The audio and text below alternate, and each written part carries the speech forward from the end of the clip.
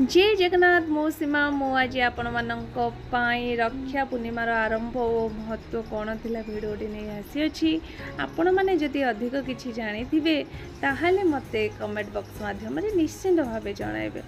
हाँ, रक्षा पूर्णिमार आरंभ और महत्व कौन थिला प्राय सत्यजुगर कथा।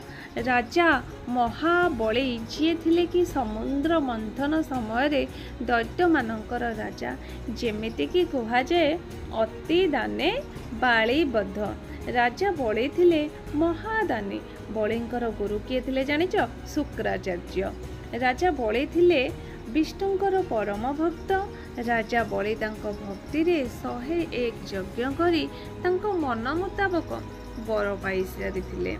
आउ एक यज्ञ पर से स्वर्ग मर्त्य पातालर राजा होइथांते। बलिंकर गुरु थिले शुक्राचार्य। लोभर बसमती होई बलिंक ठारू गुरु दक्षिणा भावे स्वर्ग मर्त्य पाताल मागी नहीं थांते। एहा जानी भक्त वत्सल भगवान विष्णु यज्ञ चली समय मर्त्यपुर को 52 ब्राह्मण रूप रे आसी राजा महाबलींक यज्ञ निकटरे उपस्थित होइथिले। बली ब्राह्मण को देखी कहिथिले, ब्राह्मण महाशय आपण यज्ञ सारिबा पर्यंत अपेक्षा करंतु। आपण जहाँ चाहिए मु आपनको मु ताहा देबी। ब्राह्मण कहिले, मते 3 पाद भूमि दरकार। राजा बली कहिले, आपणकर 3 पादरे आपण जमी 3 पाद कौन नेबे? आपण आउ किछि मागंतु। ब्राह्मण कहिले, नाही मोर 3 पाद जमी दरकार।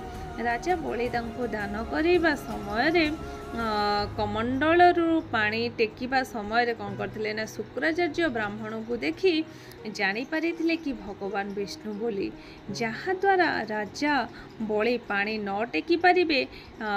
जेमिति शुक्राचार्य माछी होई कमंडल रे बसी थिले। तापरे ब्राह्मण तांको कुश साहाय्य रे माछी घोड़ाई थिले, जहा द्वारा शुक्राचार्यंकर गोटे आखि रे कुश बाजी थिला। सेही दिन ठारू शुक्राचार्यंकर गोटे आखि नष्ट हो जाइथिला।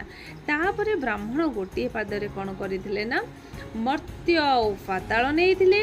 द्वितीय पादरे आकाश और स्वर्ग नैथिले। तृतीय पाद कोठी रखिबे भाभी राजा महाबली दानी तांकर मस्तक उपरे रखिबा को कहिथिले। ब्राह्मण तृतीय पादरे बालींकर मस्तक उपरे रखिथिले, जहा द्वारा बली पातालपुर को चली जाइथिले।